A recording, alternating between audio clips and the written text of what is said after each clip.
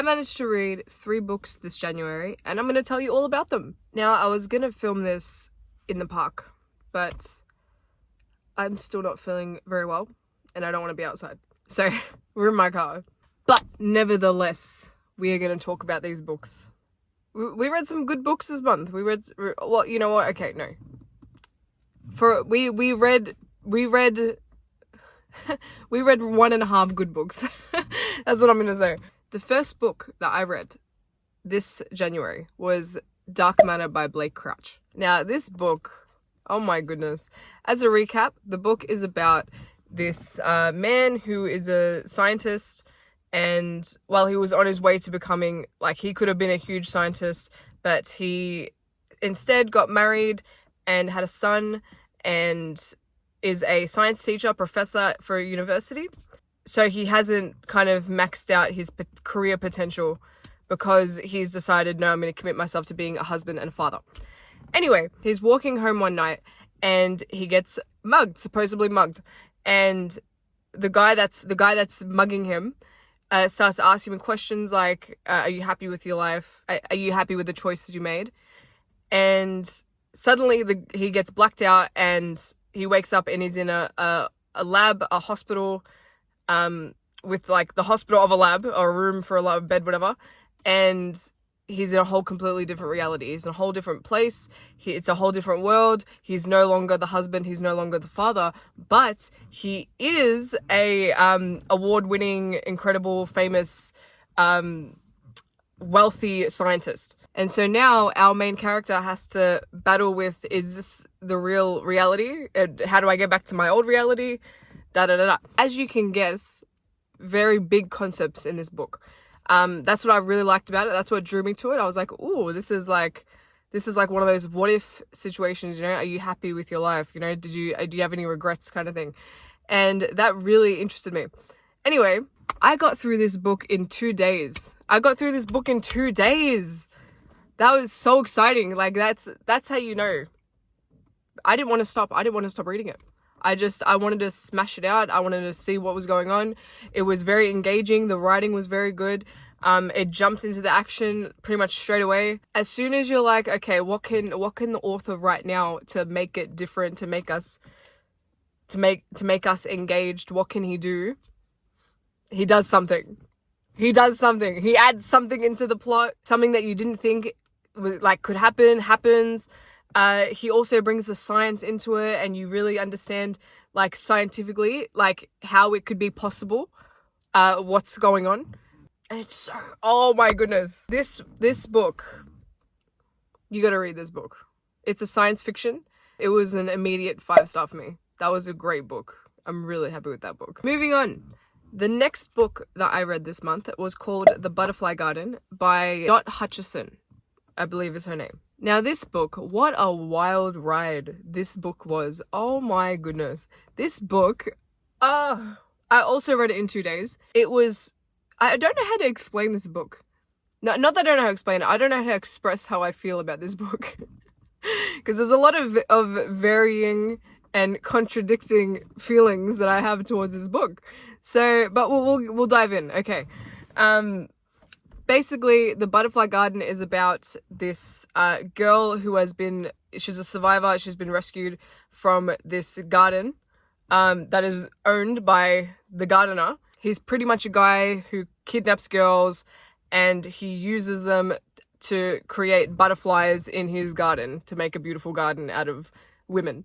So as you can imagine, very creepy, very disturbing, very, very, very nasty. We followed the main character, Maya, and honestly, through the whole, like, honestly, it doesn't read like a book. It reads like a conversation. It doesn't sound like a writer who's, like, every time she explains something, it doesn't sound like a writer who's trying to explain something. It sounds like a person trying to explain something. Does that make sense? So the character sounds like a person.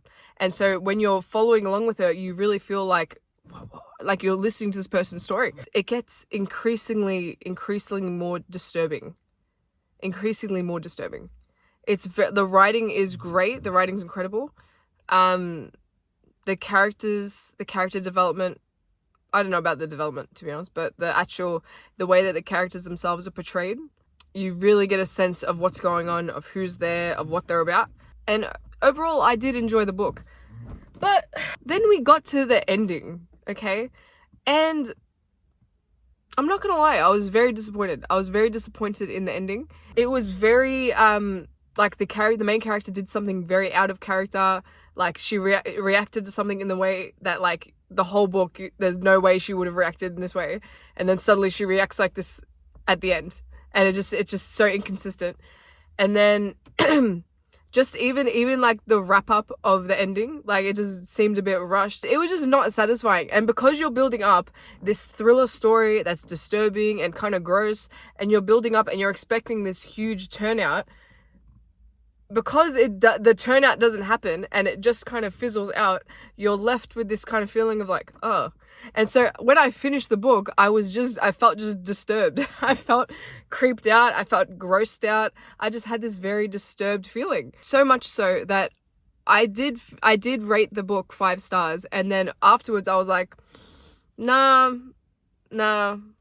this isn't a 5. So I put it down to a 4. The Butterfly Garden's still a great book, but yeah. It is a part of a series apparently though, so I think I will read the second because the author's a great writer. She's a great writer. Like, it was very obvious that she was a great writer.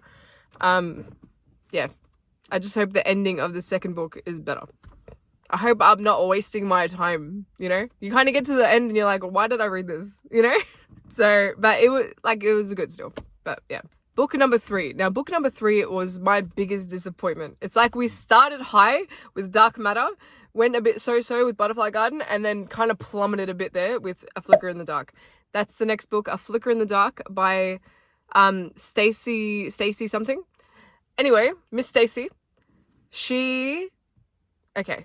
It was kind of like the opposite of the Butterfly Garden in that I was enduring through the book, and then the ending I was like, oh, okay. You know? I don't know how to put okay into words, but it was a good book. But average. Like I was going like we got like 2/3 of the way into this book, and I was like, what's going on? Like, is this progressing at all? I feel like we've been stagnant this whole time. You know, it was that kind of feeling. And you know what? This book had so much potential. Let me explain what the book was about. Okay. This woman, when she was 12 years old, okay, her father was sent to prison, life imprisonment, for the murders of all these teen girls in the area. Okay. So he had apparently kidnapped them and murdered them, and he's in jail now. Years later, she is now planning her wedding. Okay. She's about to get married, and suddenly all these girls start disappearing again. The same, and it's like the same MO. So you got the teenage girl, she's disappeared, something personal of hers is taken. Meanwhile, she's got this annoying reporter who's trying to like find out information because it's the 20-year anniversary of her father's imprisonment and his serial murders. And so we follow that story of her now trying to work out what's going on. And I just think that storyline has so much potential. Like, this book could have been a 7-star. This could have been a 10-star. This could have been so good. And yet,